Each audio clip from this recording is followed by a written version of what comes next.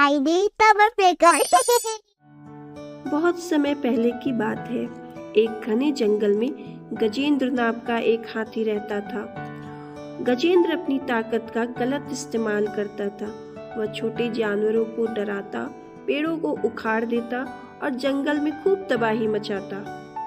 किसी में भी हिम्मत नहीं थी कि उसे रोक सके।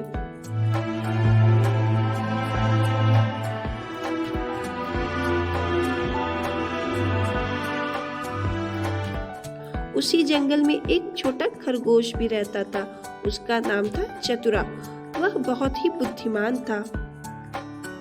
जब गजेंद्र की शरारतें बढ़ने लगी और वह छोटे जानवरों के बिलों को रौंदने लगा, तो चतुरा ने उसे सबक सिखाने की ठानी।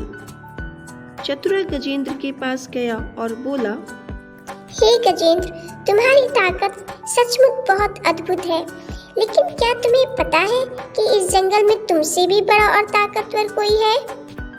गजेंद्र हंस पड़ा।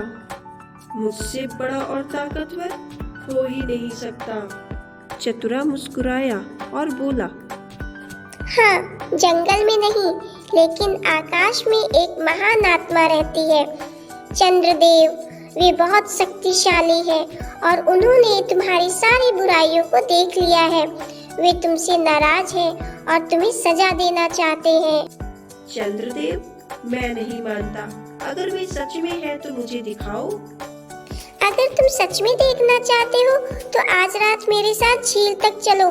वहाँ तुम चंद्रदेव को स्वयं देख सकोगे।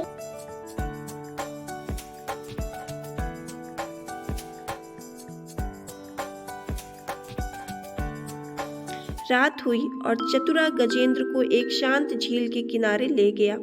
आकाश में चमकता हुआ चंद्रमा झील के पानी में साफ दिखाई दे रहा था। चतुरा धीरे से बोला, देखो, वह रहे चंद्रदेव। वे तुम्हें देख रहे हैं और बहुत क्रोधित हैं। गजेंद्र झील के पानी में चंद्रमा की परछाई देखकर चौंक गया। उसने अपनी ताकत दिखाने के लिए पानी पर पैर मारा, जिससे पानी में लहरें उठ गई और चंद्रमा की परछाई कांपने लगी। चतुरा बोल उठा, अरे, तुमने चंद्रदेव को और भी नाराज कर दिया। अगर तुमने माफी नहीं मांगी तो वो तुम्हें दंड देंगे। गजेंद्र को पहली बार डर का एहसास हुआ। उसने कांपते हुए पूछा, अब मैं क्या करूं? चतुरा बोला, तुम्हें चंद्रदेव से माफी मांगनी होगी और वचन देना होगा कि अब से तुम कभी छोटे जानवरों को नुकसान नहीं पहुंचाओगे। गजेंद्र ने तुरंत झील से माफी मांगी। कुछ समय बाद जब पानी शांत हुआ तो चंद्रमा की परछाई फिर से स्थिर हो गई। चतुरा मुस्कुराया और बोला, देखो, चंद्रदेव ने तुम्हारी माफी स्वीकार कर ली। अब वे शांत हो गए हैं।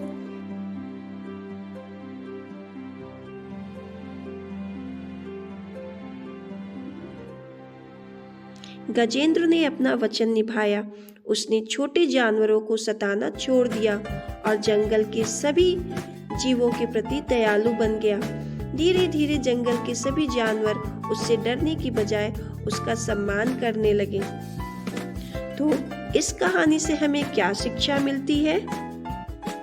हमें यह शिक्षा मिलती है कि ताकतवर होना अच्छी बात है, लेकिन बुद्धिमानी और दयालुता न हो तो ताकत व्यर्थ है।